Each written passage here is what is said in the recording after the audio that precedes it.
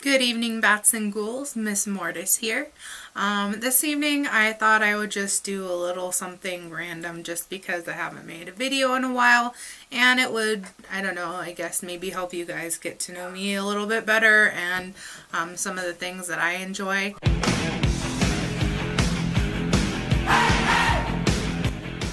So I thought I would share with you this evening a random list of 15 movies that I loved as a child and still love now to this day that came out in the 80s. These are mostly live action movies. They're kind of lesser well known than a lot of the typical 80s movies that people come out and say, like, you know, Never Ending Story, Ghostbusters, Dark Crystal Labyrinth, of course, which I love because I got my little necklace on here. It says it's only forever. I got it from Curiology. Hopefully some of you guys like it too. Maybe I'm introducing some things to somebody that maybe they didn't know about before and can now go and enjoy those as well. Yeah, just 15 in no particular order. I'm going to be reading the Google description for you, so you know, if you've never heard of these movies, definitely ones you should try and check out. Some funny ones in there, some really cheesy ones, just, you know, good old 80s, right? So I'm going to put a picture up also right before I describe it. So I'm going to name the movie, I'm going to put a picture up, and then I'm going to describe it for you, okay? So the first movie is Brewsters Millions. It came out in 1985. After losing his position as a minor league pitcher, Montgomery Brewster, who is played by Richard Pryor, learns that his great uncle has passed away and left him $300 million. But to inherit it, Brewster has to spend $30 million in 30 days under a complicated set of rules that forbid him from, you know, donating too much to charity or retaining any new assets when the time period is up. So it's really funny. He has to, like, you know, try and figure out how to do all this. And he's not able to tell anybody either. So he has to try and, you know, spend this money. And it's just like, wouldn't we all kind of dream of having that kind of problem? But it's like, you see kind of what he has to go through and how to figure it out. So Brewster's Millions, go watch it. So the next movie is called Made to Order. So this movie came out in 1987. Basically, it's set in, you know, the Beverly Hills area where after a night of partying, this spoiled, like, heiress child who is played by Ali Sheedy lands in jail. Her millionaire father wishes that he never had a daughter, and just happens to be overheard by a genuine fairy godmother and named Stella, who's played by Beverly D'Angelo, and she makes those wishes come true. So now, without daddy's name or money, Jessica is forced to get a job as a maid in one of the mansions that she grew up hanging around in, and the people that run it are friends with her father. She learns how to live, you know, the life of a maid, and makes friends with the other staff and everything like that, and kind of, you know, has to redeem herself. So one I'm sure probably a lot of you are already familiar with is a movie called Teen Witch. This movie was made in 1989. Basically, high school nerd named Louise Miller, who's played by Robin Lively, learns from a psychic medium named Serena, who's played by Zelda Rubinstein. I love her so much. I don't know if any of you guys ever used to watch this. I think it was an MTV show or something. It was called, like, Scariest Places on Earth. She was the person in the introduction that did the kind of the intro into it before Linda Blair would take over as the person in the show. So this nerd named Louise is told by this psychic medium that she's possessed with magical abilities that will begin working on her 16th birthday. So she uses her newfound powers to do what any teenager does in the high school age, which is, you know, get back at your bullies and get popularity. And she casts a spell on the jock guy that she's always had a crush on. So she learns all too quickly, you know, the whole be careful what you wish for type deal. And it's also got one of the cheesiest like stupid rap songs ever, which is awesome, and it's called Top That. If you haven't seen this movie, go watch it, and like you'll see what I'm talking about. It's great. So this next movie is called Coming to America, which is a pretty popular movie. If you like Eddie Murphy, this is a good movie to see. This movie was made in 1988. So Prince Akeem of Zamunda, who is played by Eddie Murphy, is the prince of this wealthy African country and wants for nothing except a wife who will love him in spite of his title. So, you know, royalty wants to be loved for, you know, not their money or who they are, but just real love, things like that. To escape an arranged marriage, him and his sidekick servant named Semi, who is played by Arsenio Hall, which is a pretty good comic duo there.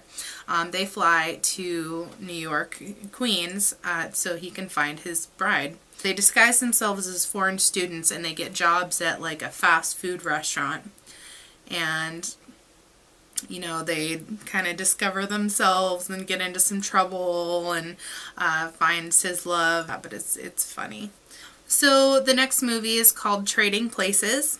Actually, I should have put Trading Places before Coming to America because there's kind of a tie-in with the series of events that happen, but whatever. If you see this, you can watch them Trading Places and then Coming to America if you want. It doesn't matter. So this movie was made in 1983. This has, again, Eddie Murphy, but it also has Dan Aykroyd, Ghostbusters. This has the upper crust executive, Louis Winthorpe, who is played by Dan Aykroyd, and a down-and-out hustler named Billy Ray Valentine, who is played by Eddie Murphy.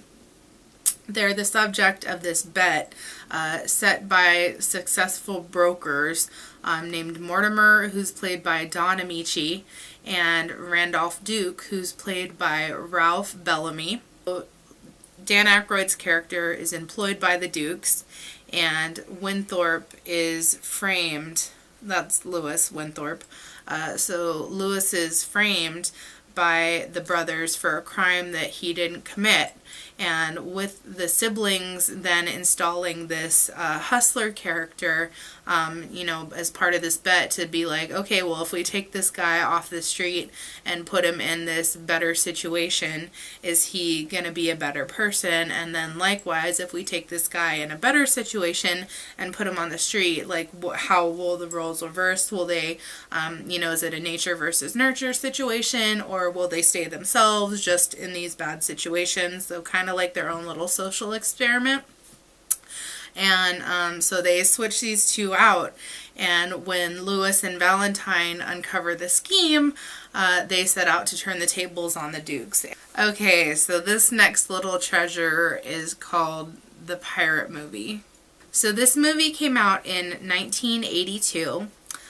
It's kind of a musical, so if you don't like musicals, I'm sorry, you're gonna miss out on this one, but it is like the cheesiest of the cheese. Basically, it's like an 80s musical movie of the Pirates of Penzance. So Mabel, the main character, who's played by Christy McNichol, she falls for dashing Frederick, who is played by Christopher Atkins. And they put on this swashbuckling sword fight clinic thing at this festival.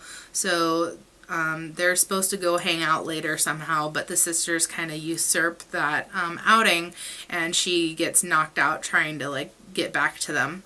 After she wakes up, she's kind of, you know, in this fantasy that she's dreamed up with this whole like swashbuckling musical adventure that has kind of some cut scenes in it of like animated underwater fish that sing and stuff. So it's a real treasure. It's so great. Oh my god.